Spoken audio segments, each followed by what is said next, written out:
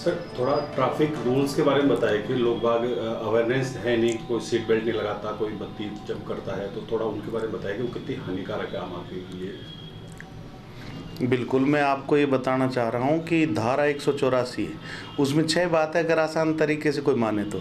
रसम over, रसम का मतलब, are का मतलब रेड लाइट पार नहीं करनी, एस का मतलब स्टॉप लाइन से आगे नहीं जाना, एम का मतलब मोबाइल से बात नहीं करनी, ओवर का मतलब ओवर स्पीड या ओवरटेक नहीं करना फास्ट, और डब्ल्यू का मतलब रॉन्ग साइड नहीं जाना, और आर का मतलब रैश ड्राइविंग नहीं करनी। इसके अलावा सीट बेल्ट लगानी है आपने, 2 से ज़्यादा सवारी नहीं होनी चाहिए बाइक के ऊपर, और अपनी जो एम्बुलेंस होती है फायर ब्रिगेड को रास्ता देना होता है।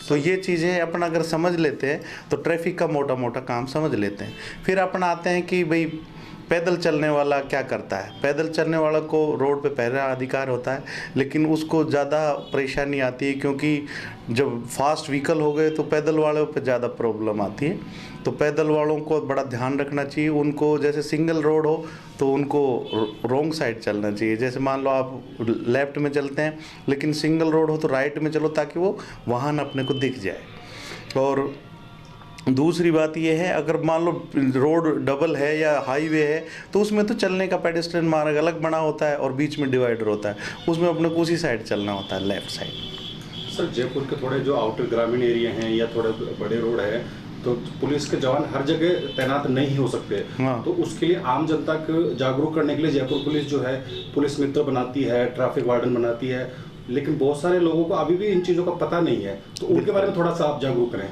बिल्कुल, आउटर लोगों को ये रहता है कि यहाँ कौन पकड़ेगा, यहाँ कोई रूल फॉलो करने पे ज़्यादा दंड भी नहीं मिलेगा, ना कोई जाब्ता भी कम होता है, जवान कम होते हैं, और आउटर एरिया में वो मनमानी से चलते हैं। और बच्चों में ये होता है कि वहाँ के बच्चे तंदुरुस्त होते हैं, गांव में खेल कूद की खुराक भी अच्छी होती है, तो वो बाइक को बहुत तेज़ दौड़ाते हैं। शुरू में चलाते हैं वो धूम मचा ले, फिर गोडे टूट जाएंगे तो कहेंगे मम्मी बचा ले, और कमर टूट गई तो फिर कहेंगे भगवान उठा ले। तो मैं उनको यही समझाना चाहता हूँ, बेटे कभी भी इतना तेज़ मत चलो कि बहुत तेज़ हो जाओ, आप दुनिया से भी तेज़ हो जाओ, और भगवान उठा लेने वाली नौबत नहीं आनी चाहिए। क्योंकि माँ बाप के कंधों पे बेटे का जनाजा या बेटी का कुछ जाता है तो वो बाप के दिल पे क्या गुजरेगी। माँ बाप पूरा परिवार बिखर जाता है, आप सदमे में आ जाते हैं लोग। और पूछें सर, कोई अगर आम नागरिक भी अगर मान लो देश की सेवा करना चाहे, पुलिस वार्डन या पुलिस मित्र बनना चाहे, तो वो कैसे बन सकता है, और वो उसके अंदर में वो क्या क्या मतलब काम कर सकता है जनता को जागरूक करने के लिए ट्रैफिक में, या इस तरह से थोड़ा उसके बारे में।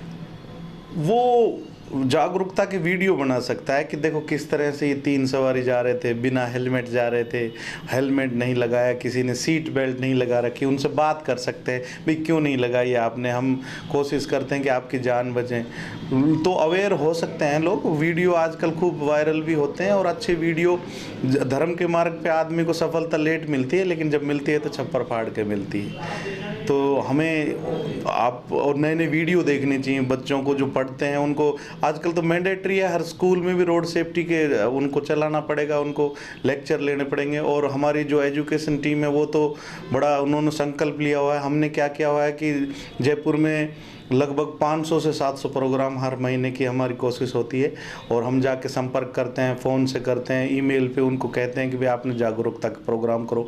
इसमें एनएसएस भी बड़ा रोल अदा करती है, एनसीसी भी हमारा बड़ा सहयोग करती है। उनके वॉलंटियर्स को हम जब समझाते हैं तो वो जगह जगह जाके, गाँव के भी बच्चे होते हैं, शहर के भी बच्चे होते हैं, विभिन्न कॉलेज और स्कूलों के भी होते हैं, होटल, हॉस्पिटल, धर्मशाला या जामा मस्जिद, कहीं भी जहाँ भी भीड़ हो वहाँ हम जानने की कोशिश करते हैं कि भाई लोगों को ज़्यादा से ज़्यादा लोगों तक पहुँचे हम। सर पहले काफ़ी टाइम पहले लोगों को डर था कि कहीं एक्सीडेंट होता था तो लोग डरते थे कि पुलिस हमसे सवाल करेगी, लेकिन कोर्ट ने आदेश जारी किया। बिल्कुल, मैं हेल्प करने वालों से सवाल जवाब नहीं किए जाएंगे, लेकिन फिर भी आज भी कुछ लोगों को थोड़ा अवेयरनेस नहीं है। तो उसके बारे में थोड़ा बताइए कि लोग कैसे मतलब। मैं बताता हूँ कि सरकार ने भी अपनी चिरंजीवी योजना चलाई हुई है इसमें, और पहले से भी गुड सैमरिटन के अंदर सरकार की योजना भी थी। उसमें धारा 134A कहती है कि गुड सैमरिटन वो होता है जो अच्छा मददगार होता है, नेक मददगार परिवार होता है जो नेक नीति से किसी घायल की रक्षा करता है और उसको तुरंत हॉस्पिटल पहुंचाने की कोशिश करता है, उसके लिए एम्बुलेंस बुलाता है या किसी संसाधन से अच्छे से उसको तुरंत उपचार के लिए प्रेरित करता है, फर्स्ट एड देता है। तो ऐसे लोगों को सरकार गवर्नमेंट प्रभाव वो करती है और फैसिलिटेशन में उसको 5,000 रुपये भी मिलते हैं। और उसको उसका नाम पता वो बताना चाहे तो बताए, वो एविडेंस के लिए कभी उसको पुलिस इंक्वायरी के लिए बुलाएगी तो वो एक बार आए तो आए, नहीं तो नहीं आए, नहीं तो वो अपनी इच्छा से एक बार आ सकता है। और जो हॉस्पिटल अगर मना करता है इलाज के लिए तो उस हॉस्पिटल का लाइसेंस रद्द हो जाएगा।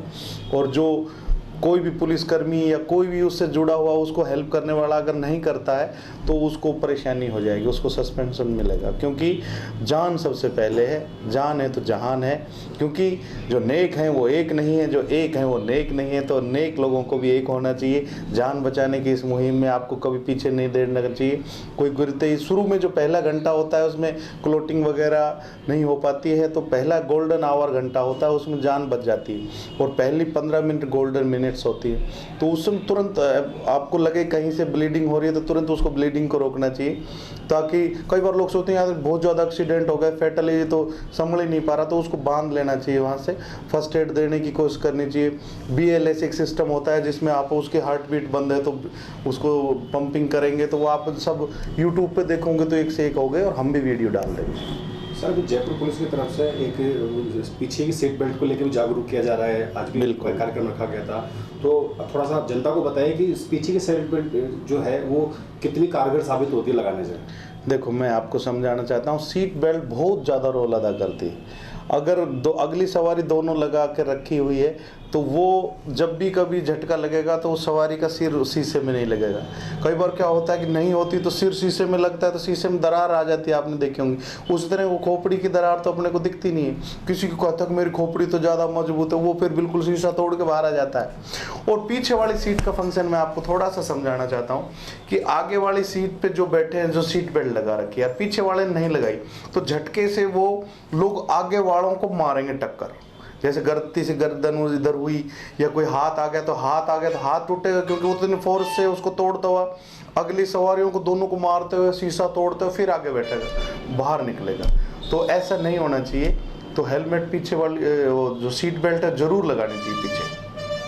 पीछे 27 सितंबर से अभी लागू हो गया, नोटिफिकेशन लग गया, तो पीछे वाली सीटों को भी जरूर लगाना चाहिए और जागरूक करना चाहिए लोगों को कि सब सवारी बांध के रखें, क्या दिक्कत है, और तेज़ी कम करें। जगह जगह स्पीड की हमारी स्पीड लेजर गन लगी हुई है तो वो आपको इंटरसेप्ट कर लेंगे कि 900 मीटर से ही पता चल जाएगा कितनी तेज़ चल रहा था, और उसकी फ़ोटो भी आ जाती है तुरंत, वो मना भी नहीं कर सकता। तो स्पीड कम रखें आराम से। शहर में कार की स्पीड 60 होती है, बाहर 90 कर दी, और उसमें 40 होती है टू व्हीलर्स की, बाहर 60 होती है हाईवे पे। तो उन स्पीड का ध्यान रखें और देख के खुद ही चलें। ए भाई ज़रा देख के चलो, आगे ही नहीं पीछे भी। तो ये गाना ऐसे ही नहीं बड़ा नीरज जी ने सोच समझ के लिखा है कि ज़िंदगी में आगे पीछे ऊपर नीचे सब जगह देख के चलेंगे तो जीवन सुरक्षित रहेगा। सर जैसा कि आपका नाम ही पीके मस्त है, बहुत सारे युवा हैं जो धूम मचाले जैसे रहते हैं, लेकिन आप उनको ये कैसे हंसी खुशी संदेश देना चाहेंगे कि वो मस्त तो रहें लेकिन अपनी स्पीड को कैसे कंट्रोल में रखें? मैं ये कहना चाहता हूँ कि मस्त रहना चाहिए इंसान को। तो हम भी रहते हैं, मजाक करते हुए समझाते ही हैं, और कॉमेडी से ज़्यादा समझता है इंसान। तो तूफान में रहो, कश्ती में रहो, हर हाल यहाँ मस्ती में रहो। तूफान में रहो, कश्ती में रहो, महंगी में रहो, सस्ती में रहो, गांव रहो, बस्ती में रहो, हर हाल यहाँ मस्ती में रहो।